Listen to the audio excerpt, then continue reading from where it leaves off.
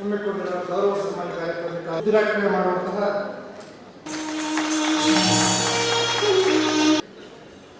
ದಾವಣಗೆರೆ ಹರಿಹರ ನಗರದ ಮಹಾಪೌರರಾದ ಶ್ರೀಯುತ ಸ್ವಾಗತ ಉಳಿದಂತೆ ಹಿರಿಯರಾದ ಶ್ರೀಯುತ ಸದಾನಂದ ಹೆಗಡೆ ಅವರಿಗೂ ಕೂಡ ಸ್ವಾಗತಿಕೆಯ ಸಂಪಾದಕರಾದ ಶ್ರೀಯುತ ಮಲ್ಲಿಕಾರ್ಜುನ ಸ್ವಾಗತವನ್ನು ಕೋರ್ತಾರೆ. ಗೌರವ ಪ್ರಶಸ್ತಿಗೆ ಪುರಸ್ಕೃತರಾಗ್ತಿರುವ ಗಂಗರಾಜು ಅವರಿಗೆ, ಐ ಪುರುಷೋತ್ತಪ್ಪನವರಿಗೆ, ಬಸವರಾಜ, ಗಣೇಶ್ ಕಮಲಾಪುರ್, ವಿನಾಯಕ್ ನಾಯಕ್ ಪೂಜಾರಿ, ಶ್ರೀಮತಿ ಎ ಟಿ ರುದ್ರಮ್ಮ ಅವರಿಗೂ ಕೂಡ ರಂಗಾಯಣದ ನಿರ್ದೇಶಕರಾದ ಶ್ರೀಯುತ ಹಾಗೆ ಬೇರೆಯ ಪತ್ರಕರ್ತರಿಗೆ ಹಾಗೂ ಅದೇ ರೀತಿ ಅವರನ್ನು ಕೂಡ ವೇದಿಕೆಯಲ್ಲಿ ಆಸೀನರಾಗಿದ್ದಾರೆ.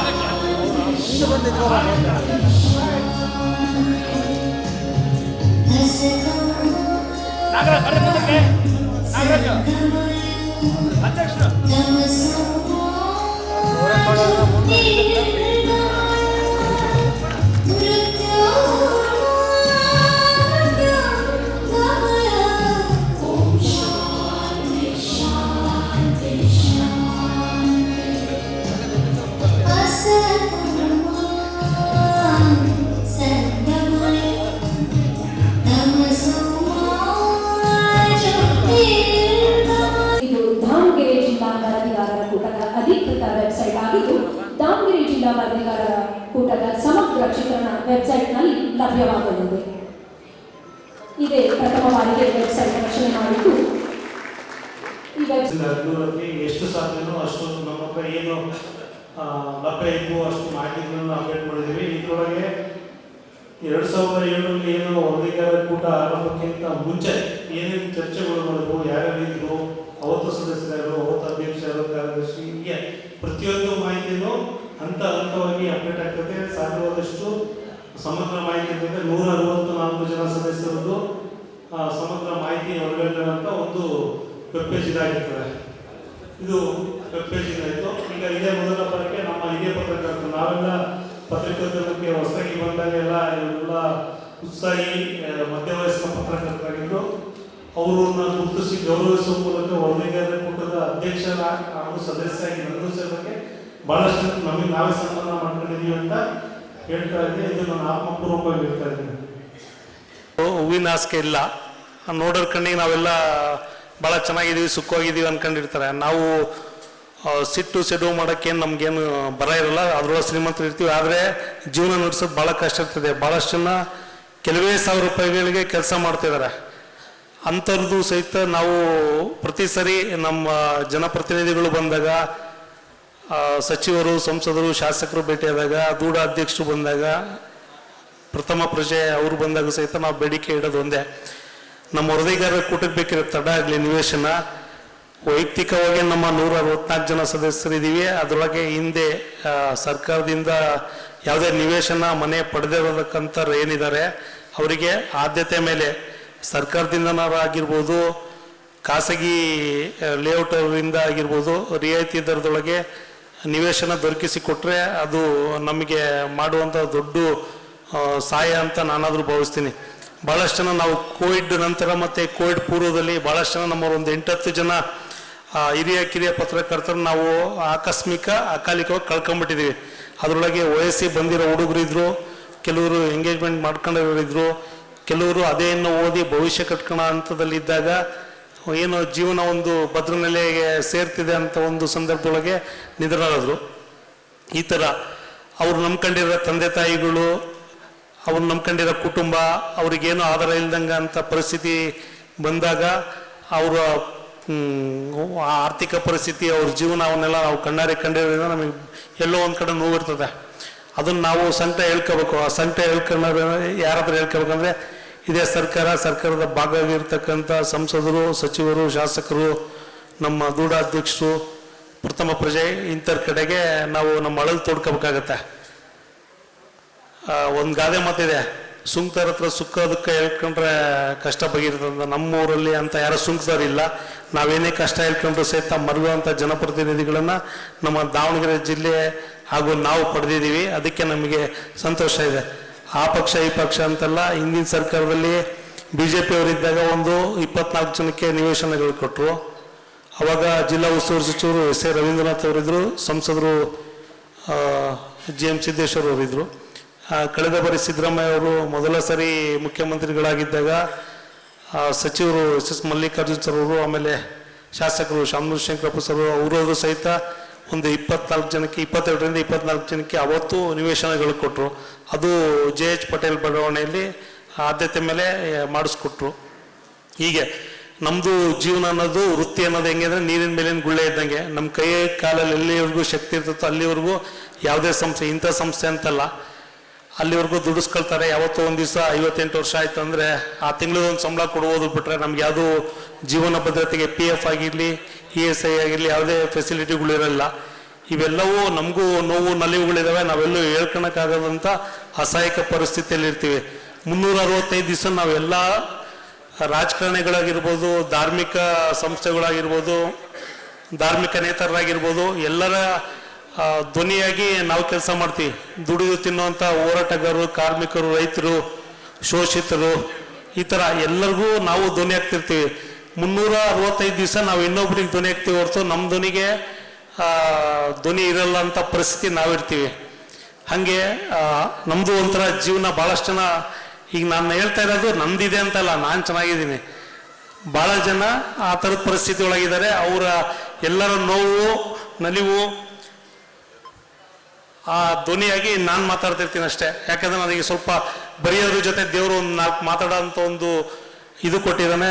ಜನಪ್ರತಿನಿಧಿಗಳು ನಮ್ಮ ಹಿರಿಯರ ಹತ್ರ ನಾವು ಅಳಲು ತೋಡ್ಕೊಳ್ತೀವಿ. ದಯವಿಟ್ಟು ಮುಂದಿನ ದಿನಗಳಲ್ಲಿ ಮಾನ್ಯ ಸಂಸದರು ವಿಶೇಷ ಮನವಿ ಅಂತೇಳಿ ನಮ್ಮ ವೈಯಕ್ತಿಕ ಮನವಿ ಅನ್ಕೊಳ್ರಿ ಮೇಡಮ್, ಕೂಟದಿಂದ ಅನ್ಕೊಳ್ರಿ. ಇನ್ನೊಂದು 120-130 ಜನ ಇದ್ದಾರೆ. ಆದ್ಯತೆ ಮೇಲೆ ನೀವು ಮನಸ್ಸು ಮಾಡಿದರೆ ಶಾಸಕರು, ಸಚಿವರು ಏನು ಒಪ್ಪದೇ ಇರೋಕ್ಕೆ ಸಾಧ್ಯ ಇಲ್ಲ, ಒಪ್ಪೇ ಹೋಗ್ತಾರೆ. ನಾವು ಅವ್ರಿಗಿಬ್ಬರಿಗೂ ಕೊಡೋ ಮನವಿಯನ್ನು ಸಹಿತ ನಿಮಗೆ ಸೇರಿಸಿ ಆ ಮನವಿ ಪತ್ರದ ಭಾರವನ್ನು ಸಹಿತ ಈ ಮಾತುಗಳ ಮೂಲಕ ನಿಮಗೆ ಮನವಿ ಮಾಡ್ತಾ ಇದ್ದೀವಿ ಮೇಡಮ್. ಎಲ್ರಿಗೂ ನಮಸ್ಕಾರ. ಇದರದ್ದು ನಾನು ನಿಮ್ಮನ್ನು ಓದ್ತಾ ಇದ್ದೀನಿ.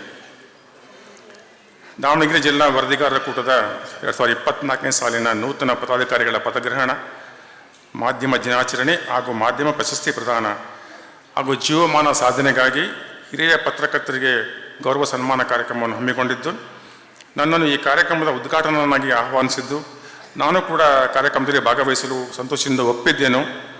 ಆದರೆ ಪಕ್ಷದ ಕಾರ್ಯಕ್ರಮದ ನಿಮಿತ್ತ ಬೆಂಗಳೂರಿನಲ್ಲಿರುವುದರಿಂದ ಸದರಿ ಕಾರ್ಯಕ್ರಮದಲ್ಲಿ ಭಾಗವಹಿಸಲು ಸಾಧ್ಯವಾಗುತ್ತಿಲ್ಲ ಹಾಗೂ ಕಾರ್ಯಕ್ರಮವು ಯಶಸ್ವಿಯಾಗಿ ನಡೆದಿರಲಿ ಎಂದು ಈ ಮೂಲಕ ಶುಭ ಹಾರೈಸುತ್ತೇನೆ. ದಾವಣಗೆರೆ ಜಿಲ್ಲಾ ವರದಿಗಾರರ ಕೂಟದ ನೂತನ ಪದಾಧಿಕಾರಿಗಳಿಗೆ, ಮಾಧ್ಯಮ ಪ್ರಶಸ್ತಿ ವಿಜೇತರಿಗೆ, ಜೀವಮಾನ ಸಾಧನೆಗೋಸ್ಕರ ಗೌರವ ಸನ್ಮಾನ ಪಡೆಯುತ್ತಿರುವ ಹಿರಿಯ ಪತ್ರಕರ್ತರಿಗೆ ನನ್ನ ತುಂಬ ಹೃದಯದ ಶುಭಾಶಯಗಳನ್ನು ತಿಳಿಸುತ್ತೇನೆ. ವರದಿಗಾರರ ಕೂಟದ ನೂತನ ಪದಾಧಿಕಾರಿಗಳು ಪತ್ರಕರ್ತರ ಶ್ರೇಯೋಭಿವೃದ್ಧಿಗೆ ಶ್ರಮಿಸಲೆಂದು ಮತ್ತೊಮ್ಮೆ ಹಾರೈಸುತ್ತೇನೆ. ಸ್ನೇಹಿತರೆ, ಇದೇ ಸಂದರ್ಭದಲ್ಲಿ ನಾನು ಎರಡು ಮಾತುಗಳನ್ನು ಹೇಳಬೇಕು ಅಂತ ನನಗೆ ಅನ್ನಿಸ್ತಾ ಇದೆ, ಹೊಂದಿದೆ. ಆರಂಭದಲ್ಲಿ ನಾವೆಲ್ಲ ಎಷ್ಟು ಉತ್ಸಾಹದಿಂದ ಈ ಕೂಟವನ್ನು ಕಟ್ಟಿದ್ವಿ. ಈ ಕೂಟ ಏನು ಕೆಲಸ ಮಾಡಿದೆಯೋ, ಏನು ಬಿಟ್ಟಿದೆಯೋ ಅದೆಲ್ಲ ಒಂದು ಕಡೆಗೆ ತೆಗೆದಿಟ್ಟರೂ ಕೂಡ ಒಂದು ಮಹತ್ವವಾದಂಥ ಕೆಲಸವನ್ನಂತೂ ಈ ಕೂಟ ಮಾಡಿದೆ. ಅದು ಸರಿಸುಮಾರು 46 ಜನ ಪತ್ರಕರ್ತರಿಗೆ ನಿವೇಶನಗಳನ್ನು ಕೊಡಿಸಿದೆ. ಅದೊಂದು ನಮಗೆ ದೊಡ್ಡ ಸಾಧನೆ ಅಂತ ನಾನು ಹೇಳಿಕೆ ಇಷ್ಟಪಡ್ತೀನಿ. ಇವತ್ತು ಏನೇ ಆಗಲಿ, ಪತ್ರಕರ್ತರು ಎಷ್ಟೇ ಎತ್ತರಕ್ಕೆ ಬೆಳೀಲಿ, ಎಷ್ಟೇ ಸಾಧನೆಗಳನ್ನು ಮಾಡಲಿ, ಕೊನೆಗೆ ಅವ್ರಿಗೊಂದು ವಾಸ ಮಾಡೋದಕ್ಕೆ ಒಂದು ಸ್ವಂತ ಭೂಮಿ, ಒಂದು 30-40 ಒಂದು ಸೈಟ್ ಸಿಕ್ಕಿಲ್ಲ ಅಂತಂತ ಹೇಳಿದರೆ ಅವ್ರ ಜೀವನದಲ್ಲಿ ಏನೂ ಸಾಧನೆ ಮಾಡಿಲ್ಲ ಅಂತ ನಮಗೆ ಆಗೋಗ್ಬಿಡುತ್ತೆ. ಅಟ್ಲೀಸ್ಟ್ ನಮ್ಮ ಪತ್ರಕರ್ತರಿಗೆ ಆ ನಿವೇಶನ ಲಭ್ಯ ಮಾಡಿಕೊಡ್ಬೇಕು ಅನ್ನೋ ಕಾರಣಕ್ಕೋಸ್ಕರ ಆದರೂ ಈ ಕೂಟ ಸಕ್ರಿಯವಾಗಿ ಕೆಲಸ ಮಾಡಿದ್ರು ಅನ್ನೋದರಲ್ಲಿ ಎರಡು ಮಾತಿಲ್ಲ. ಬರುವ ದಿನಗಳಲ್ಲಿ ಕೂಡ ಇನ್ನೂ ಸಾಕಷ್ಟು ಜನ ಪತ್ರಕರ್ತರು ನಿವೇಶನ ಇಲ್ಲದೇ ಇರೋಂಥವ್ರು ಇದ್ದಾರೆ. ಅವರಿಗೆ ಸರ್ಕಾರ ಒಂದು ರೂಲ್ಸ್ ಮಾಡಿದೆ, ಪತ್ರಕರ್ತರಿಗೆ 5% ನಿವೇಶನಗಳನ್ನು ಮೀಸಲಿಡಬೇಕು ಅಂತ ಹೇಳಿ ಒಂದು ಕಾನೂನು ಮಾಡಿದೆ. ಗೌಡಾಧ್ಯಕ್ಷರಿಗೆ ಗೊತ್ತಿರಬೇಕು ಅಂತ ನಾನು ಅಂದ್ಕೊಳ್ತೀನಿ. ಆ 5% ಜೊತೆಗೆ ಇನ್ನಷ್ಟು ನಿವೇಶನಗಳನ್ನು ಸೇರಿಸಿ ನಮ್ಮ ಪತ್ರಕರ್ತರಿಗೆ ಕೊಡಿಸಿಕೊಡ್ಬೇಕು ಅಂತಂದೇಳಿ ನಾನು ಮನವಿ ಮಾಡಿಕೊಳ್ತೇನೆ. ಇವತ್ತು ಈ ಕಾರ್ಯಕ್ರಮದಲ್ಲಿ ಡಿಸ್ಟ್ರಿಕ್ಟ್ ಮಿನಿಸ್ಟ್ರು ಬಂದಿಲ್ಲದೆ ಇರ್ಬೋದು, ಆದರೆ ಡಿಸ್ಟ್ರಿಕ್ಟ್ ಮಿನಿಸ್ಟ್ರು ಹೋಮ್ ಮಿನಿಸ್ಟ್ರ್ ಇದ್ದಾರೆ, ಅವರಿಗೆ ನಾವು ರಿಕ್ವೆಸ್ಟ್ ಮಾಡ್ಕೊಳ್ತೀವಿ. ಇನ್ನು ದೊಡ್ಡವರು ಮನೆಯಲ್ಲಿ ಇರ್ತಕ್ಕಂಥ ಶಿವಶಂಕರಪ್ಪನವ್ರ ಪಾಪ ಅವ್ರು ಯಾವ ಮಾತಿಗೂ ಇಲ್ಲ ಅಂತ ಯಾವತ್ತೂ ಹೇಳಿದ್ದಿಲ್ಲ. ಹಾಗಾಗಿ ನಮ್ಮ ಹೋಮ್ ಮಿನಿಸ್ಟರ್ ಅವರು ಡಿಸ್ಟ್ರಿಕ್ಟ್ ಮಿನಿಸ್ಟರ್ ಅವ್ರಿಗೆ ಹೇಳಿ ದಯವಿಟ್ಟು ಪತ್ರಕರ್ತರ ಈ ಕೂಟಕ್ಕೆ ಒಂದು ನಿವೇಶನ, ಅದು ಕಳೆದ ಬಾರಿ ಇದ್ದಂತಹ ಆ ಬಾಡಿಯ ಎಲ್ಲ ಮುಖ್ಯಸ್ಥರು ನಿವೇಶನಗಳಿಗೋಸ್ಕರ ಹುಡುಕಾಟ ಮಾಡಿದರು ನಗರಸಭೆ ನಗರ ಪಾಲಿಕೆ ವ್ಯಾಪ್ತಿನಲ್ಲಿ. ಅದು ಕಾರಣಾಂತರಗಳಿಂದ ಕೈಗೂಡಿಲ್ಲ. ಈ ಬಾರಿ ಆದರೂ ಕೂಡ ನಮ್ಮ ಜಿಲ್ಲಾ ವರದಿಗಾರರ ಕೂಟಕ್ಕೆ ಒಂದು ನಿವೇಶನ, ನಮ್ಮ ಪತ್ರಕರ್ತರಿಗೆ ಎಲ್ಲರಿಗೂ ಕೂಡ ಒಂದೊಂದು ನಿವೇಶನಗಳನ್ನು ಎಲ್ಲಾದರೂ ಕುಂದವಾಡ ಆಗಲಿ ಅಥವಾ ಬೂದಾಳ್ ರಸ್ತೆಗಳಾಗ್ಬೋದು ಅಥವಾ ಜಯೇಶ್ ಪಟೇಲ್ ಬಡಾವಣೆಗಳಾಗ್ಬೋದು, ಎಲ್ಲಿ ಸಾಧ್ಯ ಆಗುತ್ತೆ ಅಲ್ಲಿ ಕೊಡಲಿಕ್ಕೆ ಅನುಕೂಲ ಮಾಡಿಕೊಳ್ಬೇಕು ಅಂತ ನಾನು ಕೇಳ್ಕೊಳ್ತೇನೆ. ಒಂದು ಭಾಳ ಮುಖ್ಯವಾದ ವಿಷಯವನ್ನು ನಾನು ನಿಮ್ಮ ಮುಂದೆ ಪ್ರಸ್ತಾಪ ಮಾಡೋಕ್ಕೆ ಇಲ್ಲಿ ಇಷ್ಟಪಡ್ತೀನಿ. ಅಂತ ಹೇಳಿದರೆ, ವೇದಿಕೆಯ ಇಲ್ಲಿ ಮುಂಭಾಗ ಕೂತಿರ್ತಕ್ಕಂಥವ್ರು ಕೆಲವರನ್ನು ತಾವು ಗಮನಿಸ್ಬೋದು. ವೀರಪ್ಪ ಬಾವಿಯವರಿದ್ದಾರೆ, ಅವರ ಆರೋಗ್ಯ ಭಾಳಷ್ಟು ಕೆಟ್ಟಿದೆ. GMR ಆರಾಧ್ಯವರಿದ್ದಾರೆ, ಅವ್ರಿಗೂ ಕೂಡ ಆರೋಗ್ಯ ಭಾಳಷ್ಟು ಕೆಟ್ಟಿದೆ.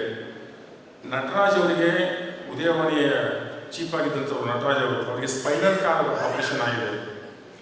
ಬಕೇಶ್ ನಾಗವರು 75 ವರ್ಷದ, ಅವರಿಗೆ ಸಾಕಷ್ಟು ಅವಾಗವಾಗ ಭಾಳಷ್ಟು ಅನಾರೋಗ್ಯದ ಕಾರಣ ಇದ್ದೇ ಇರುತ್ತೆ. ಗುರುಶಾಂತಪ್ಪನವರು ಇದ್ದಾರೆ, ಐರಿಣಿ ಬಸವರವರು ಇದ್ದಾರೆ. ಇವರೆಲ್ಲರೂ ಕೂಡ ಭಾಳ ಸೀನಿಯರ್ ಮೋಸ್ಟ್ ನಿವೃತ್ತರಾಗಿರುವಂಥವ್ರು. ಇವರ ಆರೋಗ್ಯ ಕೈಕೊಟ್ಟು ಇರತಕ್ಕಂಥ ಈ ಸಂದರ್ಭಗಳಲ್ಲಿ ಕೊನೆ ಪಕ್ಷ ಅವರ ಆರೋಗ್ಯವನ್ನು ಕಾಪಾಡ್ತಕ್ಕಂತಹ ಒಂದು ಸಣ್ಣ ನೆರವು, ಸಹಾಯ ಹಸ್ತ ಸಿಕ್ಕರೆ ಅದು ಎಷ್ಟೋ ಅನುಕೂಲ ಆಗುತ್ತೆ ಅಂತ ನಾವೆಲ್ಲ ಭಾವಿಸ್ತೀವಿ. ಆ ಕಾರಣಕ್ಕೋಸ್ಕರ ನಮ್ಮ ಜಿಲ್ಲಾ ಉಸ್ತುವಾರಿ ಸಚಿವರು ಅವರದೇ ವ್ಯಾಪ್ತಿಯಲ್ಲಿ 2 ಆಸ್ಪತ್ರೆಗಳಿದ್ದಾವೆ. ಅತ್ಯಂತ ತುರ್ತು ಸಂದರ್ಭಗಳಲ್ಲಿ ಅವರಿಗೆ ಆರೋಗ್ಯದ ನೆರವಿನ ಹಸ್ತವನ್ನು ಚಾಚಬೇಕು ಅಂತಂದು ಹೇಳಿ ನಾನು ಮನವಿಯನ್ನು ಮಾಡಿಕೊಡ್ತೇನೆ. ಇಬ್ಬರು ಪರವಾಗಿ ನಮ್ಮ ನೂತನ ಸಂಸದರಾಗಿರ್ತಕ್ಕಂಥ ಪ್ರಭಾ ಮೇಡಮ್ ಅವರಿಗೆ ನಾನು ಮನವಿಯನ್ನು ಮಾಡಿಕೊಡ್ತೇನೆ. ಇಷ್ಟು ಮಾತನ್ನು ಹೇಳ್ತಾ ಇವತ್ತು ನಮ್ಮ ಹೊಸ ವರದಿಗಾರ ಕೂಟದ ಮಾಡಿ ಆ ಹಳೆಯ ಪತ್ರಕರ್ತರನ್ನು ಗುರುತಿಸಿ ಅವರನ್ನು ಮತ್ತೆ ನಾವು ಗೌರವಿಸಬೇಕು ಅಂತಕ್ಕಂಥ ಒಂದು ಒಳ್ಳೆಯ ಕಾರ್ಯಕ್ರಮವನ್ನು ನಮ್ಮ ಅಧ್ಯಕ್ಷರು ಮಾಡಿರೋದು ನಿಜಕ್ಕೂ ಅದು ಶ್ಲಾಘನೀಯ ಅಂತ ನಾನು ಭಾವಿಸ್ತೇನೆ. ಆ ಎಲ್ಲರೂ, ಯಾಕೆಂದರೆ ಪತ್ರಕರ್ತರು ಚಾಲ್ತಿಯಲ್ಲಿದ್ದಾಗ ಮಾತ್ರ ಅವರ ಚಲಾವಣೆಯ ನಾಣ್ಯ. ಅವರು ಚಾಲ್ತಿಯಲ್ಲಿ ಇಲ್ಲ ಅಂದರೆ ಅವ್ರು ಯಾರೂ ನೆನಪು ಮಾಡ್ಕೊಳಲ್ಲ. ಯಾರೂ ಕೂಡ ಅವ್ರನ್ನ ಏನಪ್ಪ ಅನ್ನಲ್ಲ, ಎದುರಿಗೆ ಬಂದು ಕೇಳಿ ಸಿಕ್ಕರು ಕ್ಯಾರಿ ಅನ್ನಲ್ಲ. ಇದು ಪತ್ರಿಕೋದ್ಯಮ ಅಂದರೆ ಹಾಗೆಯೇ ಊಟದಲ್ಲಿದ್ದಂಥ ಕರಿಬೇವಿದ್ದ ಹಾಗೆ, ಚಾಲ್ತಿಯಲ್ಲಿದ್ದಾಗ ಮಾತ್ರ ಚಲಾವಣೆಯ ನಾಣ್ಯ, ಆನಂತರ ಅವ್ರು ಯಾರೂ ಗಮನಿಸಲ್ಲ. ಅಂಥ ಸಂದರ್ಭದಲ್ಲಿ ನಾವು ಅವರನ್ನು ಕರೆಸಿ ಇವತ್ತು ಒಂದು ಜೀವಮಾನ ಸಾಧನೆಯ ಒಂದು ಸನ್ಮಾನ ಮಾಡ್ತಾ ಇದ್ದೀವಿ. ಆ ಒಂದು ಕಾರ್ಯಕ್ರಮವನ್ನು ನಮ್ಮ ಅಧ್ಯಕ್ಷರು ಮಾಡ್ತಿರೋದು ನಿಜಕ್ಕೂ ಮೆಚ್ಚತಕ್ಕಂಥ ವಿಷಯ ಅಂತ ಹೇಳ್ತೇನೆ. ದಿನಪತ್ರಿಕೆಯಲ್ಲಿ ವರದಿಗಾರರಾಗಿ ಸೇವೆ ಆರಂಭಿಸಿ ನಂತರದಲ್ಲಿ ಸಮಗ್ರ ಸುದ್ದಿ ಪತ್ರಿಕೆಯಲ್ಲಿ ವರದಿಗಾರರಾಗಿ, ನಂತರ ಸಂಯುಕ್ತ ಕರ್ನಾಟಕ ಪತ್ರಿಕೆಯಲ್ಲಿ ಉಪಸಂಪಾದಕರು ಹಾಗೂ ವರದಿಗಾರರಾಗಿ ಚಿತ್ರದುರ್ಗ, ವಿಜಯಪುರ, ಹುಬ್ಬಳ್ಳಿ, ಬೆಂಗಳೂರಿನಲ್ಲಿ 48ರಲ್ಲಿ ಲಂಕೇಶ್ ಪತ್ರಿಕೆಯ ಮೂಲಕ ವೃತ್ತಿ ಆರಂಭಿಸಿ, ನಂತರ ಜನತಾ 1960ರಲ್ಲಿ ಜನಿಸಿ ತಾವು ಸೇವೆ ಆರಂಭಿಸಿ ದಾವಣಗೆರೆಯಲ್ಲಿ 27 ವರ್ಷಗಳ ಸುದೀರ್ಘ ಸೇವಾವಧಿಗೆ ಸೇವೆ ಸಲ್ಲಿಸಿರುವಿರಿ.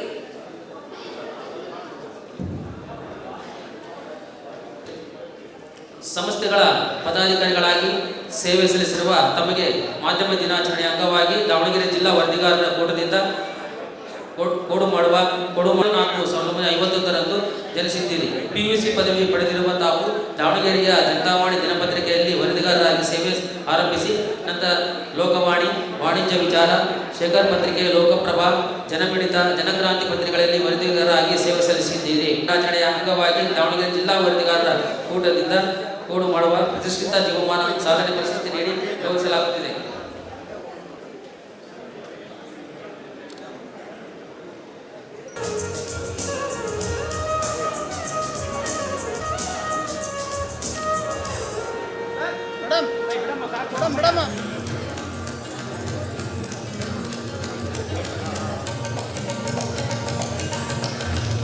ಪತ್ರಕರ್ತರ ಪರಿಸ್ಥಿತಿಯನ್ನು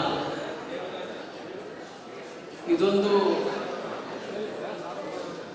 ಸಂತೋಷ ಪಡ್ತಕ್ಕಂಥ ಕಾರ್ಯಕ್ರಮ ಆದರೂ ಕೂಡ ಅವರು ನಿವೇದಿಸಿದಂಥದ್ದು ನೋವನ್ನು ಮಾಡ್ತಕ್ಕಂಥ ರೀತಿಯಲ್ಲಿ ನಮಗೆಲ್ಲ ಅನಿಸಿದೆ.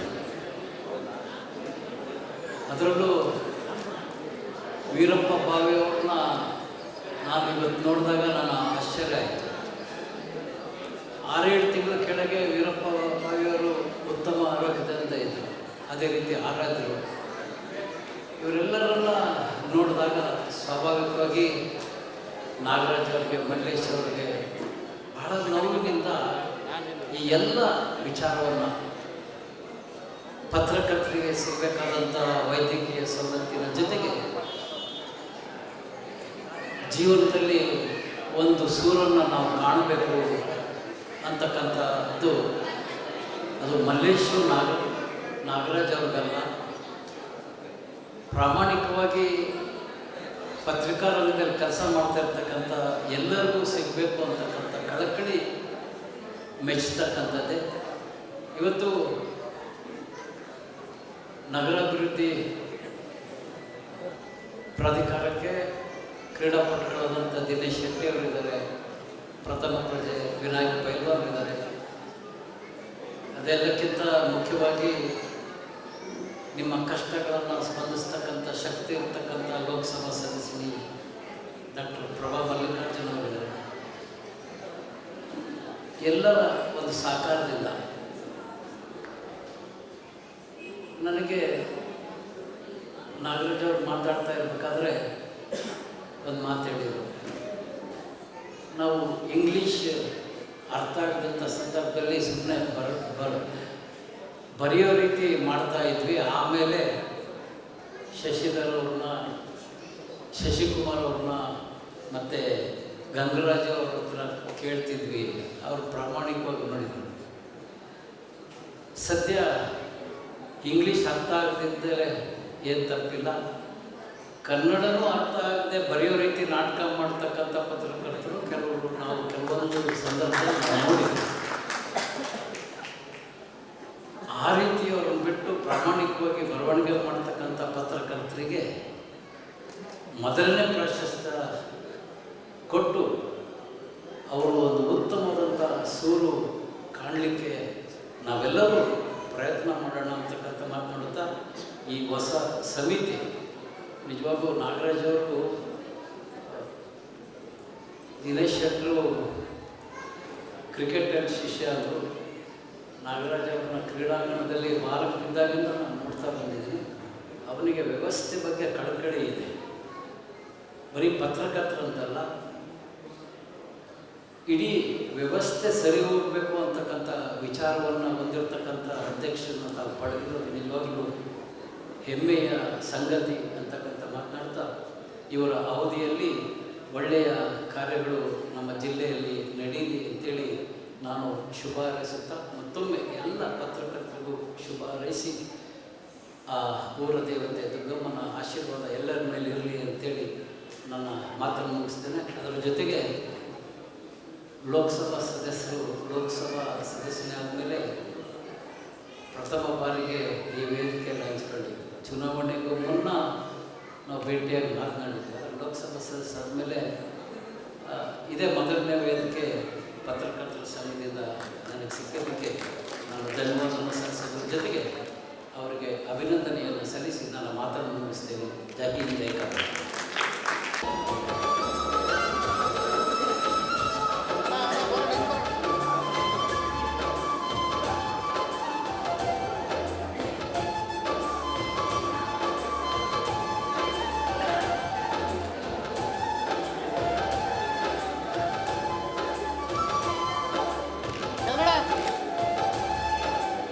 ಪತ್ರಿಕೋದ್ಯಮದಲ್ಲಿ MA ಪದವಿಯನ್ನು ಪಡೆದಿದ್ದಾರೆ. ತಮಗೆ ಮಾಧ್ಯಮ ದಿನಾಚರಣೆ ಅಂಗವಾಗಿ ಜಿಲ್ಲಾ ವರದಿಗಾರರ ಕೂಟದಿಂದ ಮಾಡುವ ಪ್ರತಿಷ್ಠಿತ ಮಾಧ್ಯಮ ಪ್ರಶಸ್ತಿ ನೀಡಿ ಗೌರವಿಸಿದ್ದೇವೆ. ಸಮಾಜದಲ್ಲಿ ತಾವು ಇನ್ನಷ್ಟು ಹಸನ್ಮುಖಿಯಾಗಿ ಕೆಲಸವನ್ನು ನಿರ್ವಹಿಸಲಿ ಎಂದು ಈ ಪ್ರಶಸ್ತಿಯನ್ನು ನಿಮಗೆ ಅರ್ಪಿಸುತ್ತಿದ್ದೇವೆ. ತಾವುಗಳು ಜೋರಾದ ಚಪ್ಪಾಳೆ ನೀಡಿ ಅಭಿನಂದಿಸಬೇಕಾದ ತಮ್ಮಲ್ಲಿ ವಿನಂತಿ ಮಾಡಿಕೊಳ್ತಾ ಇದ್ದೇನೆ. ದಾವಣಗೆರೆ ಜಿಲ್ಲಾ ವರದಿಗಾರರ ಕೂಟ ವಿನಾಯಕ್ ಪೂಜಾರಿ ನಾಯಕ್ ಆದ ಪತ್ರಿಕೋದ್ಯಮದಲ್ಲಿ ಸನ್ಮಾನಿಸಿ ಅರ್ಪಿಸಿದ ಪ್ರಶಸ್ತಿ ಪತ್ರ.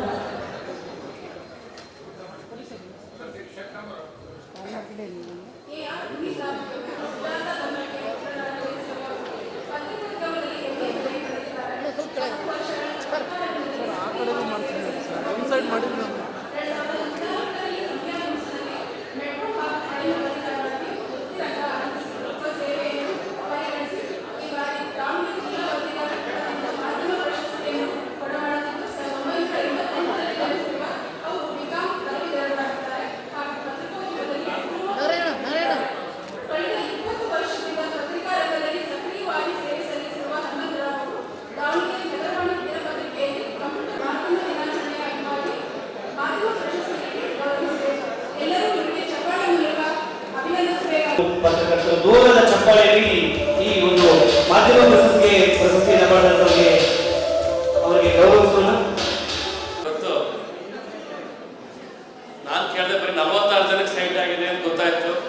ಅದು ನಮ್ಮ ಮಲ್ಲಿಕಾರ್ಜುನ್ ಅವರು ಪ್ರಾರಂಭವಾದಂಥ ಹಾಗೂ ಶಾಮನೂರು ಶಿವಶಂಕರಪ್ಪನವರ ಒಂದು 46 ಜನ ಕಾಂಗ್ರೆಸ್ನವರಾಗಲಿ BJPಯವರಾಗಲಿ JDSನವರಾಗಲಿ ಯಾರೇ ಬಂದರೂ ಕೂಡ ನಿಮಗೆ ಸೈಟ್ ಕೊಡುವಂಥ ವ್ಯವಸ್ಥೆನ ಮಾಡಿದ್ದಾರೆ.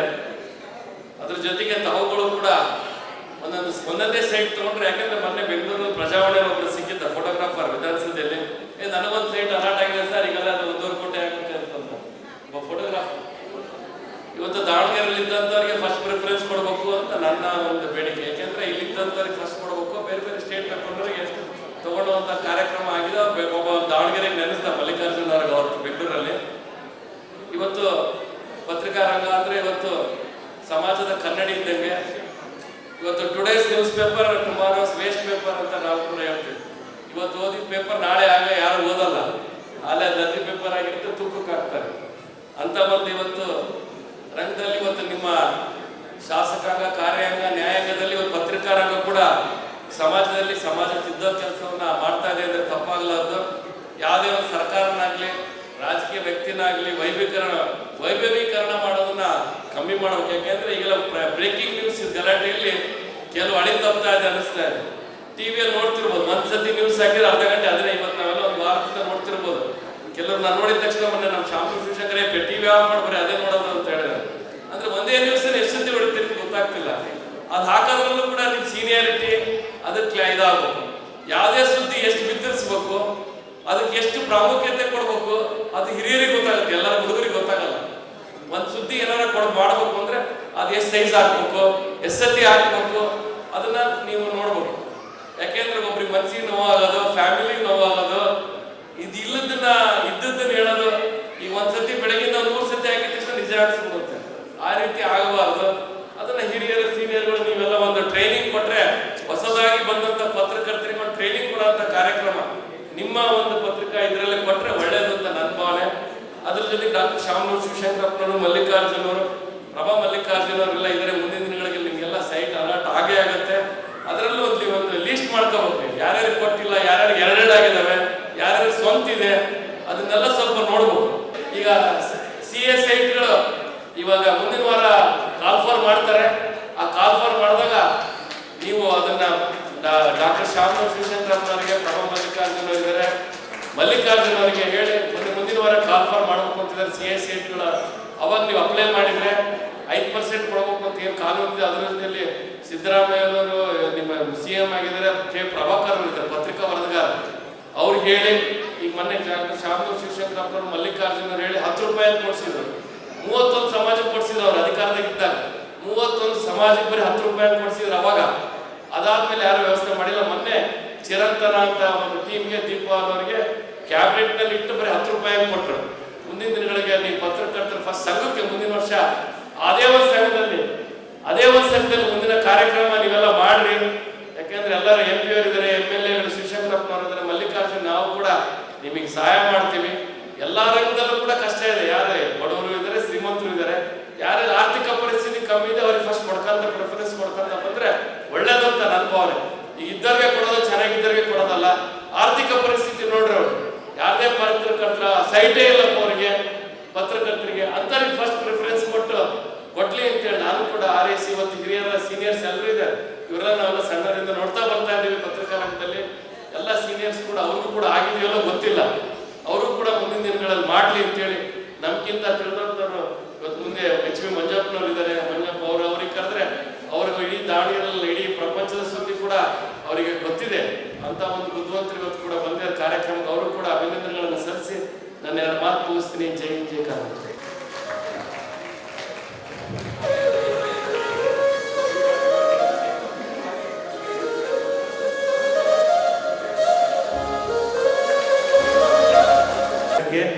ಶ್ರೀಮಂತ ಆಗಲಿ, ನಮ್ಮ ವರದಿಗಾರರ ಕೂಟದ ಬದುಕು ಸಹಿತಂಗೆ ಶ್ರೀಮಂತ ಆಗಲಿ, ನನ್ನ ಅಧಿಕಾರವಧಿಯಲ್ಲಿ ಯಾವುದೋ ಒಂದು ಕಪ್ಪು ಚುಕ್ಕೆ ಬರಲಿದ್ದಂಗೆ ವರದಿಗಾರರ ಕೂಟನ ನಡೆಸ್ಕೊಂಡು ಹೋಗೋದಕ್ಕೆ ನಾನು ತನುಮನ ಧನದಿಂದ ಶ್ರಮಿಸ್ತೀನಿ ಅಂತ ನೀವು ಮಾತು ಕೊಡ್ತೀನಿ. ಧನ್ಯವಾದ.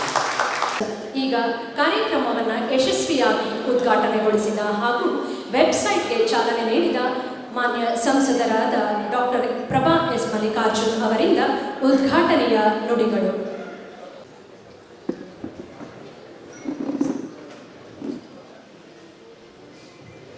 ನಮಸ್ಕಾರ. ದಾವಣಗೆರೆ ಜಿಲ್ಲಾ ವರದಿಗಾರರ ಕೂಟ ನಡೆಸ್ತಾ ಇರುವಂತಹ ದಾವಣಗೆರೆ ಜಿಲ್ಲಾ ವರದಿಗಾರರ ಕೂಟದ 2024ನೇ ಸಾಲಿನ ನೂತನ ಪದಾಧಿಕಾರಿಗಳ ಪದಗ್ರಹಣ ಕಾರ್ಯಕ್ರಮ, ಮಾಧ್ಯಮ ದಿನಾಚರಣೆ ಕಾರ್ಯಕ್ರಮ ಹಾಗೂ ಮಾಧ್ಯಮ ಪ್ರಶಸ್ತಿ ಪ್ರದಾನ 2024 ಹಿರಿಯ ಪತ್ರಕರ್ತರಿಗೆ ಜೀವಮಾನ ಸಾಧನೆಗೆ ಇಷ್ಟೆಲ್ಲ ಕಾರ್ಯಕ್ರಮಗಳನ್ನು ಜೊತೆ ಕೂಡ ಹ್ಯಾಂಡ್ ಓವರ್ ಮಾಡ್ತಾ ಇದ್ದಾರೆ. ಸೊ ಇಷ್ಟೆಲ್ಲ ಕಾರ್ಯಕ್ರಮಗಳಿಗೆ ಇವತ್ತು ನಾವೆಲ್ಲರೂ ಶಾಸಕರು, ಹರಿಹರ್ ಶಾಸಕರಾದ ಹರೀಶ್ ಅವರು ಬಂದಿದ್ದರು, ಮತ್ತು ಇಲ್ಲಿ ಡೂಡಾ ಅಧ್ಯಕ್ಷರು ದಿನೇಶ್ ಕೆ ಶೆಟ್ಟಿ ಅವರು ವೇದಿಕೆ ಮೇಲಿದ್ದಾರೆ, ಜೊತೆಗೆ ವಿನಾಯಕ್ ಪೈಲ್ವಾನ್ ಅವರಿದ್ದಾರೆ, ಮಲ್ಲೇಶ್ ಅವರಿದ್ದಾರೆ, ಮತ್ತು ಎಲ್ಲ ಪತ್ರಕರ್ತರು ಕೂಡ, ಹಿರಿಯ ಪತ್ರಕರ್ತರಿದ್ದೀರಾ. ವೇದಿಕೆಯ ಮುಂಭಾಗದಲ್ಲೂ ಕೂಡ ಸಾಕಷ್ಟು ಜನ ಹಿರಿಯ ಪತ್ರಕರ್ತರು, ಸುಮಾರು ಜನ ಇಲ್ಲಿ ಮಾರ್ಗದರ್ಶಕರು ಕೂಡ ಇದ್ದೀರಾ. HP ಮಂಜುನಾಥ್ ಅವರು ನನ್ನ ಮದುವೆ ಟೈಮ್ನಲ್ಲಿ ನಮ್ಮ ನಮ್ಮ ವೆಡ್ಡಿಂಗ್ ಫೋಟೋಸ್ ರೆಕಾರ್ಡಿಂಗಿಂದ ಹಿಡಿದು ನನಗೆ ಪರಿಚಯ. ಸೊ ಶಾಮ್ನೂರ್ ಮನೆತನದ ಸೊಸೆ ಆದಾಗಿಂದ ಕೂಡ ಮಂಜುನಾಥ್ ಅವರಾಯಿತು, ಸುರಭಿ ಅವರಾಯಿತು, ಇವರೆಲ್ಲರೂ ಕೂಡ ಪರಿಚಯ ಇರೋರೆ. ಆಮೇಲೆ ಪ್ರತಿಯೊಂದು ಚುನಾವಣೆಯಲ್ಲೂ ಕೂಡ ಎಲ್ಲ ಪತ್ರಕರ್ತರು, ಮಾಧ್ಯಮ ಮಿತ್ರರು ಅಂತಲೇ ಹೇಳ್ತೀನಿ. ಯಾಕಂದರೆ you can break or make a leader ಅಂತ ನನ್ನ ಅನಿಸಿಕೆ. ಅದೇ ರೀತಿ ಸಮಾಜವನ್ನು ಕೂಡ ನೀವು ಕಟ್ಟುವಂತಹ ಒಂದು ದೊಡ್ಡ ಜವಾಬ್ದಾರಿ ನಿಮ್ಮ ಮೇಲಿದೆ ಅಂತ ಹೇಳಿದರೆ ತಪ್ಪಾಗಲಾರ್ದು.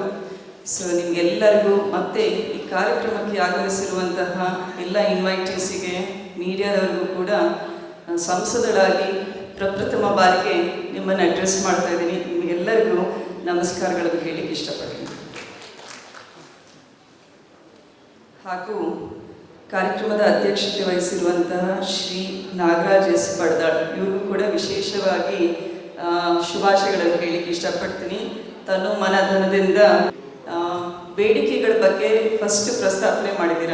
ದಿನೇಶ್ ಕೆ ಶೆಟ್ಟಿಯವರು ಕೂಡ ಹೇಳಿದ್ದಾರೆ. ಹಿಂದೆ ಅಪ್ಪಾಜಿಯವರಾಯಿತು, ಮಲ್ಲಿಕಾರ್ಜುನ ಅವ್ರ ಪೀರಿಯಡ್ನಲ್ಲಿ ಫಸ್ಟ್ ಟೈಮ್ ಮಲ್ಲಿಕಾರ್ಜುನ್ ಮಿನಿಸ್ಟರ್ ಆಗಿದ್ದಾಗ ಆಶ್ರಯ ಮನೆಗಳು, ಅದರಲ್ಲೂ ಕೂಡ ಸಾಕಷ್ಟು ಜನ ಪತ್ರಕರ್ತರಿಗೂ ಕೂಡ ನಿವೇಶನ ಕೊಟ್ಟಿದ್ದಾರೆ. ಅದಾದ ನಂತರ ನೆಕ್ಸ್ಟ್ 2017-18ರಲ್ಲಿ ಸುಮಾರು 25 ಸೈಟ್ಗಳನ್ನು ಕೊಟ್ಟಿದ್ದಾರೆ.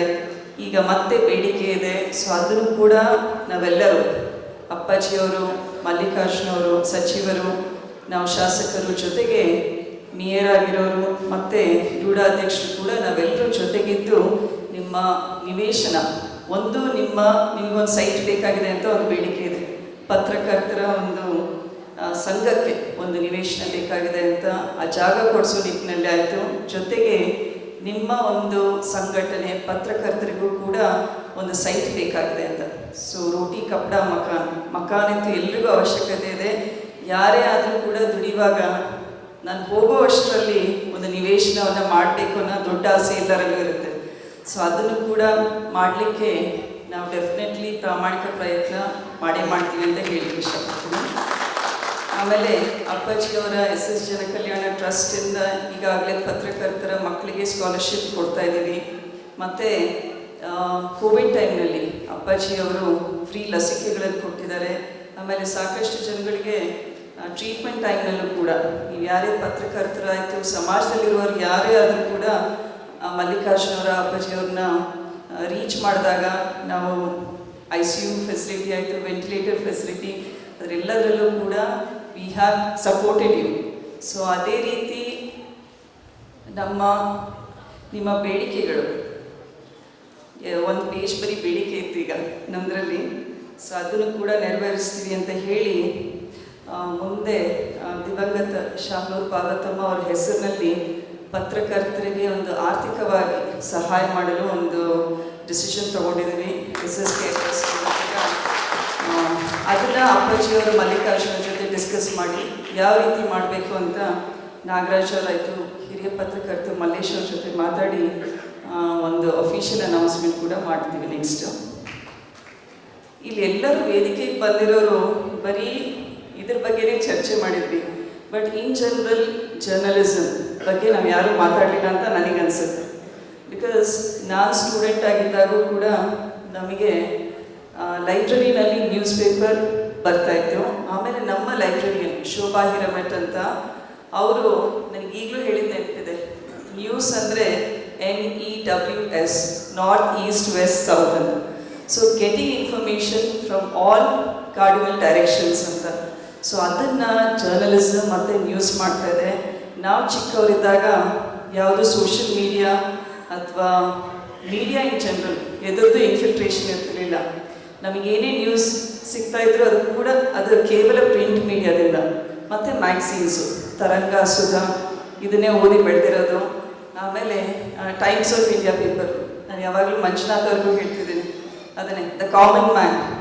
ಸೊ RK ಲಕ್ಷ್ಮಣ್ ಅವ್ರ ಕಾಮನ್ ಮ್ಯಾನು, ಅದು ಒಂದು ಎಲ್ಲ ಪೊಲಿಟಿಷಿಯನ್ಸ್ಗೆ ಎಚ್ಚರಿಕೆ ಕೊಡುವಂತಹ ಒಂದು ಸೋಷಿಯಲ್ ಮೆಸೇಜ್ ಇರ್ತಿತ್ತು ಆ ಕಾರ್ಟೂನಲ್ಲಿ. ದೆನ್ ಅದೇ ರೀತಿ ಇವನ್ ನಾವು ಯಾವುದೇ ಪೇಪರ್ ದಿನ ಬೆಳಗಾರದೆ ಓದಿದರೆ ಒಂದು ಕರೆಂಟ್ ಅಫೇರ್ಸ್ ಇರುತ್ತೆ. Then you have information about health, ಆರೋಗ್ಯದ ಬಗ್ಗೆ, ಶಿಕ್ಷಣದ ಬಗ್ಗೆ, ದೆನ್ ಸ್ಪಿರಿಚುಯಾಲಿಟಿ ಬಗ್ಗೆ ಇರುತ್ತೆ. ಆ್ಯಂಡ್ ನನ್ನ ಫೇವ್ರೆಟ್ ಏನು ಅಂದರೆ ಇದೆಲ್ಲದರಲ್ಲಿ ಎಡಿಟೋರಿಯಲ್ ಪೇಜ್. ಸೊ ಒಳ್ಳೊಳ್ಳೆ writers when they analyse various situations in society, that is what interest me. So ನಾನು ಯಾವಾಗಲೂ ಕೂಡ ಎಡಿಟೋರಿಯಲ್ ಕಾಲಮ್ ಮಿಸ್ ಮಾಡಲ್ಲ. ಕರೆಂಟ್ ಅಫೇರ್ಸ್ ಮಿಸ್ ಮಾಡ್ಬೋದು, ಬಟ್ ಎಡಿಟೋರಿಯಲ್ ಕಾಲಮ್ ಮಾತ್ರ ಮಿಸ್ ಮಾಡೋದಿಲ್ಲ. ಆಮೇಲೆ if you look at independence time, 18th ಸೆಂಚುರಿನಲ್ಲಿ first time I think paper launch ಮಾಡಿದ್ದು 18th ಸೆಂಚುರಿನಲ್ಲಿ ಬೆಂಗಾಲ್ ಗ್ಯಾಜೆಟ್ ಅಂತ. That was launch by a britisher. So ಅದಾದ ನಂತರ ಸಾಕಷ್ಟು freedom fighters, ball Gangadhar Tilak ಇರ್ಬೋದು, ಮಹಾತ್ಮ ಗಾಂಧೀಜಿಯವರು ಇರ್ಬೋದು, ಇವರೆಲ್ಲರೂ ಕೂಡ ಆ್ಯಕ್ಟಿವ್ ಆಗಿ ಪೇಪರ್ಸ್ನ ನಮ್ಮ ರೀಜನಲ್ ಲ್ಯಾಂಗ್ವೇಜಸ್ನಲ್ಲಿ ಕೂಡ ರಿಲೀಸ್ ಮಾಡಿದರು. ಆ್ಯಂಡ್ ಇದು ಜರ್ನಲಿಸಮ್ ಅನ್ನೋದು ಒಂದು ಮೂಮೆಂಟ್ ಸ್ಟಾರ್ಟ್ ಮಾಡಿದ್ರು ಆಗಿನ ಟೈಮ್ನಲ್ಲಿ. ರೀಚ್ ಎಷ್ಟಿರುತ್ತೆ ಅಂತ, ಈಗ ಎಲೆಕ್ಷನ್ ಟೈಮ್ನಲ್ಲೂ ನಾನು 1200 ಹಳ್ಳಿಗಳಿವೆ, ಪ್ರತಿಯೊಂದು ಹಳ್ಳಿಗೂ ಹೋಗ್ಲಿಕ್ಕಾಗಲಿಲ್ಲ. ಆದರೆ ನಮ್ಮ ಸಾಥ್ ಕೊಟ್ಟಿದ್ದು ಯಾರು ಅಂದರೆ ನಮ್ಮ ಮೀಡಿಯಾದವರು. ಸೊ ಅದಕ್ಕೋಸ್ಕರ ನಿಮಗೆಲ್ಲರಿಗೂ ಕೃತಜ್ಞತೆ ಹೇಳಬೇಕಾಗಿದೆ. ಅಲಾಂಗ್ ವಿತ್ ಸೋಷಿಯಲ್ ಮೀಡಿಯಾ, ನಿಮ್ಮ ನ್ಯೂಸ್ ಚಾನೆಲ್ ಇರ್ಬೋದು, ಪ್ರಿಂಟ್ ಮೀಡಿಯಾ ಇರ್ಬೋದು, ಸಾಕಷ್ಟು ನಮ್ಮ ಒಂದು ಮನಸ್ಸಿನ ಚಿಂತನೆಗಳನ್ನು, ಪ್ರಾಮಾಣಿಕ ಚಿಂತನೆಗಳನ್ನು ಜನರಿಗೆ ಮುಟ್ಟಿಸೋಲ್ಲಿ ನೀವು ಒಂದು ಒಳ್ಳೆ ಕೆಲಸ ಮಾಡಿದ್ದೀರಾ, ಸಪೋರ್ಟ್ ಕೊಟ್ಟಿದ್ದೀರಾ. ಸೊ ಇಲ್ಲಿರುವಂಥ ಸಾಕಷ್ಟು ಪತ್ರಕರ್ತರು ಕೂಡ ನಾನು ಪರ್ಸ್ನಲಿ ಥ್ಯಾಂಕ್ ಯು ವೇದಿಕೆಯ ಮುಖೇನ ಹೇಳಲಿಕ್ಕೆ ಇಷ್ಟಪಡ್ತೀನಿ ಮತ್ತೊಮ್ಮೆ. ಆ್ಯಂಡ್ ಈಗ ಮಾತಾಡಿದ್ವಿ ಸಮಾಜದ ಕನ್ನಡಿ ಅಂತ. ಸೊ ನಾವು ಯಾವಾಗಲೂ ಎಲ್ಲರೂ ದಿನ ಹೆಣ್ಮಕ್ಳು ಸಾಕಷ್ಟು ಜನ ಇದೀವಲ್ವ, ಕನ್ನಡಿ ನೋಡ್ತೀವಿ. ಅದಾ ನನ್ನ ಅನಿಸಿಕೆ ಏನು ಅಂದರೆ, when you look at a mirror, ನಮ್ಮ ಬಾಹ್ಯ ಸೌಂದರ್ಯ ನೋಡ್ತೀವಿ ನಾವು ಯಾವಾಗಲೂ.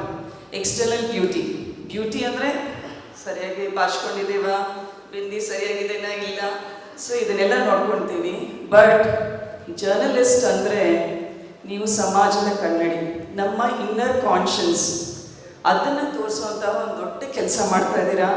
ನಮ್ಮ ಸಮಾಜದಲ್ಲಿ ಬಿಫೋರ್ ಇಂಡಿಪೆಂಡೆನ್ಸ್ ನೋಡಬೇಕು ಅಂದರೆ ಫ್ರೀಡಮ್ ಸ್ಟ್ರಗಲ್ ಆಯಿತು, ಸೋಷಿಯಲ್ ರಿಫಾರ್ಮರ್ಸ್, ಸಾಕಷ್ಟು ಮೂಢನಂಬಿಕೆಗಳಿತ್ತು, ಅವಕ್ಕೆಲ್ಲದಕ್ಕೂ ಒಂದು ವಾಯ್ಸ್ ಆಗಿದ್ರಿ. ಅದೇ ರೀತಿ ಪ್ರಸ್ತುತ ಸಮಯದಲ್ಲೂ ಕೂಡ ಬ್ರೇಕಿಂಗ್ ನ್ಯೂಸ್, ಫೇಕ್ ನ್ಯೂಸ್, ಆಮೇಲೆ ಇದರ ಬಗ್ಗೆ ಫೈಟ್ ಮಾಡಬೇಕಾಗಿದೆ. ಫೇಕ್ ನ್ಯೂಸ್ ಸಾಕಷ್ಟು ಇದೆ. ಎಷ್ಟು ಸಲ ಸೋಷಿಯಲ್ ಮೀಡಿಯಾದಲ್ಲಿ ಆ ವ್ಯಕ್ತಿ ತೀರ್ಕೊಂಡಿರಲ್ಲ, ಆಗಲೇ will be sending condolence messages. ಅದೇ ರೀತಿ ಟಿ ವಿ ನ್ಯೂಸ್ ಚಾನಲ್ಸು ಅವರೇ ಜುಡಿಷಿಯರಿ ಆಗಿಬಿಟ್ಟಿದ್ದಾರೆ. ಎಷ್ಟು ಲಿಟ್ರಲಿ ಎಲ್ಲ ಫ್ಯಾಕ್ಟ್ಸ್ ಇಟ್ಕೊಂಡು ಅವರೇ ಒಬ್ಬರು ಜಡ್ಜ್ ಕರೆದು, ಪೊಲೀಸ್ ಇಲಾಖೆಯವ್ರನ್ನ ಕರೆದು ಡಿಬೇಟ್ಸ್ ನಡೆಸ್ತಾ ಇರ್ತಾರೆ. ಬಟ್ ಎಲ್ಲದರದ್ದು ಒಂದು ಮರ್ಯಾದೆ ಇರಬೇಕು ಅಂತ ನನಗನ್ಸುತ್ತೆ. ದೇರ್ ಆರ್ 4 ಸ್ತಂಭಗಳು ಅನ್ನಂಗೆ press has become the 4th ಸ್ತಂಭ. ಲೆಜಿಸ್ಲೇಟಿವ್, ಎಕ್ಸಿಕ್ಯೂಟಿವ್, ಜುಡಿಷಿಯರಿ ಜೊತೆ journalism has become another very important pillar which guides us. So ಆದ್ದರಿಂದ ಎಲ್ಲ ಜರ್ನಲಿಸ್ಟಲ್ಲಿ ಕೇಳ್ಕೊಳ್ಳೋದು ಏನು ಅಂದರೆ, ನೀವು ನಮ್ಮ ಆಂತರಿಕ ಕನ್ನಡಿ, ಸಮಾಜದಲ್ಲಿರುವಂತಹ ಸಮಸ್ಯೆಗಳ ಬಗ್ಗೆ ಇವ್ರು ಇನ್ನೊಂದು ಚೆನ್ನಾಗಿ ಹೇಳಿದರು ನಾಗರಾಜ್ ಅವರು, ವಾಯ್ಸ್. ನಾವು ಪೀಪಲ್ಸ್ ವಾಯ್ಸ್ ಆಗ್ತೀವಿ, ಬಟ್ ನಮ್ಮ ವಾಯ್ಸ್ ಯಾರು ಅಂತ. So it's very correct. So ನೀವು ಇಡೀ ಸಮಾಜದ ವಾಯ್ಸ್ ಆಗಿರ್ತೀರಾ, ಶೋಷಿತರ ವಾಯ್ಸ್ ಆಗಿರ್ತೀರಾ, ಪೊಲಿಟಿಷಿಯನ್ಸ್ ವಾಯ್ಸ್ ಆಗಿರ್ತೀರಾ, ಅಥವಾ ಒಬ್ಬ ಗುರುಗಳು ಇರ್ಬೋದು, ಮಠಾಧೀಶರು ಇರ್ಬೋದು, ಅವ್ರ ವಾಯ್ಸ್ ಆಗಿರ್ತೀರಾ. ಬಟ್ ನಿಮ್ಮ ಧ್ವನಿಯಾಗಿ ಯಾರು ಕೆಲಸ ಮಾಡ್ತಾರೆ. ಸೊ ಈ ರೀತಿ ಒಂದು ವೇದಿಕೆಗಳು, ಒಂದು ಸಂಘಟನೆ ಮಾಡಿರ್ತೀರಲ್ಲ, that is your voice, I personally feel. So ನಿಮ್ಮ ಸಂಘಟನೆಯೇ ನಿಮ್ಮ ಧ್ವನಿಯಾಗಿ ಕೆಲಸ ಮಾಡುತ್ತೆ. ನಿಮ್ಮ ಸಮಸ್ಯೆಗಳು ನಿಮ್ಮ ಸಂಘಟನೆಯ ಮೂಲಕ ಜನಪ್ರತಿನಿಧಿಗಳಿಗಾಯಿತು ನಮ್ಮೆಲ್ಲರಿಗೂ ಮುಟ್ಟುತ್ತೆ. ಆ ನಿಟ್ಟಿನಲ್ಲಿ ಜನಪ್ರತಿನಿಧಿಗಳಾಗಿ ನಾವು ಕೂಡ ಪ್ರಾಮಾಣಿಕವಾಗಿ ನಿಮ್ಮ ಜೊತೆ ಕೈ ಜೋಡಿಸಿ ನಮ್ಮ ಸಂಸ್ಥೆಯಲ್ಲಿರುವಂತಹ ಏನೇ ನಿಮ್ಮ ಅಡ್ಮಿಷನ್ ಇರ್ಬೋದು ಅಥವಾ ಟ್ರೀಟ್ಮೆಂಟ್ ಸಮಸ್ಯೆ ಇರ್ಬೋದು, ಆ್ಯಂಡ್ ಜನಕಲ್ಯಾಣ ಟ್ರಸ್ಟಿಂದ ಕೊಡುವಂತಹ ಸ್ಕಾಲರ್ಶಿಪ್ ಆಯಿತು, ನೆಕ್ಸ್ಟ್ ಹೇಳಿದ್ದಲ್ಲ ಅತ್ತೆಯವರ ಹೆಸರಿನಲ್ಲಿ ಮಾಡಬೇಕಾಗಿರುವಂತಹ ಒಂದು ಫೈನಾನ್ಷಿಯಲ್ ಏಡ್ ಬಗ್ಗೆ, ಆಮೇಲೆ ನಿಮ್ಮ ಒಂದು ಸಂಘಕ್ಕೆ ಒಂದು ಜಾಗದ ಬಗ್ಗೆ, ಆಮೇಲೆ ನಿಮ್ಮ ಒಂದು ನಿವೇಶನದ ಬಗ್ಗೆ ಏನಾದರೂ ಮರ್ತಿದ್ದೀನ್ರ? ಸೊ ಎಲ್ಲದನ್ನು ಹೇಳಿದ್ದೀನಿ. ಇಷ್ಟೆಲ್ಲ ರೀತಿಯಲ್ಲಿ ನಾವೆಲ್ಲರೂ ಕೂಡ ಪ್ರಾಮಾಣಿಕವಾಗಿ ಕೆಲಸ ಮಾಡ್ತೀವಿ ಅಂತ ಹೇಳಿ ಇಷ್ಟು. ನೀವೇನು ಕಂಪ್ಲೇಂಟ್ ಮಾಡೋಂಗಿಲ್ಲ. ಈಗ ಮಲ್ಲಿಕಾರ್ಜುನ್ ಅವ್ರು ಬಂದಿಲ್ಲ, ಅಪ್ಪಾಜಿ ಅವ್ರು ಬಂದಿಲ್ಲ, ನಾನೀಗ 2 ಅವರ್ಸ್ ನಿಮ್ಮ ಜೊತೆಗೆ ಇದ್ದೀನಿ ಆದ್ರೆ ಸೊ ಇಷ್ಟು ನಿಮ್ಮೆಲ್ಲರ ಆತ್ಮೀಯತೆ ಪ್ರೀತಿ ವಿಶ್ವಾಸ ಸದಾ ಹೀಗೆ ಇರಲಿ ಅಂತ ಹೇಳಿ ನನ್ನ ಮಾತು ಮುಗಿಸ್ತೀನಿ. ಜೈ ಹಿಂದ್. ಜೇಮ್ಸ್ ಅಗಸ್ಟಸ್ ಹಾಂ ಬೆಂಗಾಳ ಗೆಜೆಟ್ ಮಾಡಿರಲ್ಲ ಫೌಂಡರ್ ಜೇಮ್ಸ್ ಅಗಸ್ಟಸ್. ಹೌದ್ರಿ. First publication in India. ಹೌದ್ರಿ ಮಂಜಣ್ಣರೇ, ಹೆಸರಿತ್ತು ಬಟ್ ಲೆಂದಿ ಆಗುತ್ತೆ ಅಂತ ನಾನು ನನಗೆ ಯಾರು ಓದಕ್ಕೆ ಹೋಗಲಿಲ್ಲ. Lot of research is return but ನಾನು ಹೇಳಬೇಕಾಗಿರೋದು ಎಲ್ಲದನ್ನು ಸಾಕಷ್ಟು ಬರ್ಕೊಂಡು ಬಂದಿದ್ದೆ. ಕನ್ಕ್ಲೂಡಿಂಗ್ ನೋಟ್ಸ್ ಏನು ಹೇಳಬೇಕು ಅಂದರೆ ಇಂದು ಪತ್ರಿಕೆಗಳನ್ನು ಓದುವ ಮಹತ್ವವನ್ನು, this is another challenge. Youngsters paper ಓದ್ತಾ ಇಲ್ಲ. ಸೊ ಸ್ಕೂಲ್ಸು ಕಾಲೇಜಸ್ನಲ್ಲಿ ಆ ಒಂದು ಪಾಲಿಸಿ ಅಥವಾ ಪ್ರಾಕ್ಟೀಸ್ ಡಿಸಿಪ್ಲಿನ್ ಬರಲೇಬೇಕಾಗಿದೆ. ಯಾಕಂದರೆ ಓದೋದ್ರ ಜೊತೆಗೆ ಒಂದು ಏಕಾಗ್ರತೆ ಬರುತ್ತೆ. ನಾವು ಮೀಡಿಯಾದಲ್ಲಿ ಇನ್ಸ್ಟಾಗ್ರಾಮಲ್ಲಿ ಸ್ಕ್ರೋಲ್ ಮಾಡ್ಕೊತ ಹೋಗ್ತೀವಿ, ಅಟೆನ್ಷನ್ ಸ್ಪ್ಯಾನ್ ಕಡಿಮೆ ಆಗ್ತದೆ. So when you read paper or into reading habits ಆ ಒಂದು ಏಕಾಗ್ರತೆ ಚೆನ್ನಾಗಿ ಬೆಳೆಯುತ್ತೆ. ಆಮೇಲೆ ನಮ್ಮ ವೊಕ್ಯಾಬ್ಯುಲರಿ ಇಂಪ್ರೂವ್ ಆಗುತ್ತೆ. ಸೊ ಏಜ್ ಓಲ್ಡ್ ಪ್ರಾಕ್ಟೀಸಸ್ ಮತ್ತೆ ಅದನ್ನು ತರಬೇಕು ಅಂದರೆ ನಾವೆಲ್ಲರೂ ಯಾರ್ಯಾರು ಶಾಲೆ ಕಾಲೇಜ್ಗಳಲ್ಲಿದ್ದೀವಿ, ಸ್ಪೆಷಲಿ ಮದರ್ಸ್ ಇದ್ದಾರೆ ಇಲ್ಲಿ, ಅಪ್ಪಂದಿರು ಅಮ್ಮಂದಿರು ಮನೆಯಿಂದನೇ ಶಾಲೆ ಆಗಲಿ, ಮನೆಯೇ ಮೊದಲ ಪಾಠಶಾಲೆ. ಸೊ ನಮ್ಮ ಮನೆಗಳಲ್ಲಿ ಈ ಪಾಠಗಳು ಶುರುವಾಗಲಿ. ಪತ್ರಿಕೆಯನ್ನು ತರಿಸೋದು, ಪತ್ರಿಕೆಗಳನ್ನು ಓದೋದು. ಓಕೆ, ಪತ್ರಿಕೆ ತರಿಸ್ತಾ ಇಲ್ಲ ಅಂದರೆ ಆನ್ಲೈನ್ ಆದರೂ ಅದನ್ನು ಓದುವಂಥ ಅಭ್ಯಾಸ ನಾವೆಲ್ಲರೂ ಇವತ್ತಿಂದ ಶುರು ಮಾಡಿಕೊಂಡು ಈ ಮೂವ್ಮೆಂಟ್ ಪತ್ರಕರ್ತರನ್ನ ನಾವು ಸಪೋರ್ಟ್ ಮಾಡಲಿಕ್ಕೆ ಈ ರೀತಿ ಟ್ರೈ ಮಾಡೋಣ ಅಂತ ಹೇಳಿ ಈ ಕಾರ್ಯಕ್ರಮಕ್ಕೆ ಕರೆದು ಇಷ್ಟೊತ್ತು ನನಗೆ ಮಾತಾಡಲಿಕ್ಕೆ ಅವಕಾಶ ಮಾಡಿಕೊಟ್ಟಿದ್ದೀರಾ. ಎಲ್ಲರೂ ಕೂಡ ಧನ್ಯವಾದಗಳನ್ನು ಹೇಳಿ ಜೈ ಹಿಂದ್, ಜೈ ಕರ್ನಾಟಕ.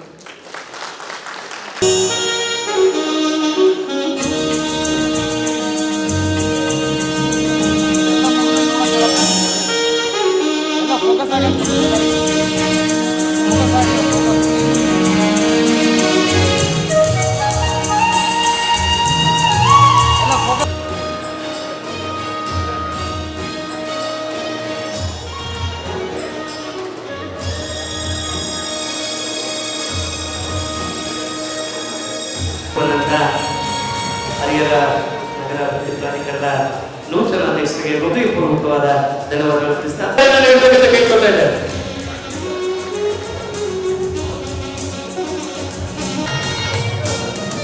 ಹಾಗೆ ನಮ್ಮ ಕಾರ್ಯಕ್ರಮದಲ್ಲಿ ರಸದೋಗಳನ್ನು ಮಾಡಿಕೊಟ್ಟಂತಹ ಪುಷ್ಪಾವಾಲಿ ಅವರಿಗೆ ಗೌರವ. ನಮ್ಮ ದಾವಣಗೆರೆ ಜಿಲ್ಲಾ ವರದಿಗಾರರ ಕೂಟದ ಇಂದಿನ ಖಜಾನ್ಸಿಯಾಗಿ ಸೇವೆಯನ್ನು ಜೋರಾದ ಚಪ್ಪಾಳೆ ನೀಡಿ ಅಭಿನಂದಿಸೋಣ. Thank you so much. ನಮ್ಮ ಕಾರ್ಯಕ್ರಮದಲ್ಲಿ ವಾಯ್ಸ್ ಓವರ್ ತೀರ್ಥ ಅವರಿಗೆ ನಮ್ಮ ಹಾಸನ ಅವರು ನಾವೆಲ್ಲ ಸೇರಿ ಇಲ್ಲಿ ಒಂದು 3 ದಿನ ನಾಟಕೋತ್ಸವ ಮಾಡಿದ್ರು. ಮತ್ತೊಮ್ಮೆ ಒಂದು ಉಗ್ರಂ ಡೈಲರ್. ಅತ್ಯಂತ ಕ್ರೂರಿಯಾಗಿ ಪ್ರಬಲನಾಗಿದ್ದ ಒಬ್ಬ ಶಿವರುದ್ರಲಿಂಗಯ್ಯ ಆಲಿಯಾಸ್ ಬಂಟೇರುದ್ರ ಪತ್ರಿಕೆಯ ಸಂಪಾದಕರು ಹಾಗೂ ಈ ಬಾರಿಯ ಕಬೋಸರ್ ಅವರಿಗೆ ಮತ್ತೊಮ್ಮೆ ಚಪ್ಪಾಳೆ ಮೂಲಕ ಅವರನ್ನ ಬಳಗದ ವತಿಯಿಂದ ಸತೀಶ್ ಸ್ವಾಮಿ ಅವರು ಇದೀಗ ನೂತನ ಅಧ್ಯಕ್ಷರಿಗೆ ಗೌರವ ಸಮರ್ಪಣೆಯಿಂದ ಮಾಡ್ತಾ ಇದ್ದಾರೆ. ತಾವೆಲ್ಲರೂ ತಮ್ಮ ಚಪ್ಪಾಳೆಯಿಂದ ನೀಡಿ ಅವರಿಗೆ ಗೌರವಿಸಬೇಕಂತ ಕೇಳ್ಕೊಳ್ತಾ ಇದ್ದಾರೆ. ನೂತನ ಅಧ್ಯಕ್ಷರಿಗೆ ಪುಸ್ತಕವನ್ನು ಕೊಟ್ಟು ಗೌರವಿಸ್ತಾ ಇದ್ದಾರೆ. ದಯವಿಟ್ಟು ವೇದಿಕೆಗೆ ಬರಬೇಕು. ಇವರೆಲ್ಲರಿಗೂ ಚಪ್ಪಾಳೆ ಮೂಲಕ ನಾವು ನೂತನ ಪದಾಧಿಕಾರಿಗಳಿಗೆ ಅಭಿನಂದನೆಗಳನ್ನು ಸಲ್ಲಿಸೋಣ. ಧನ್ಯವಾದಗಳು.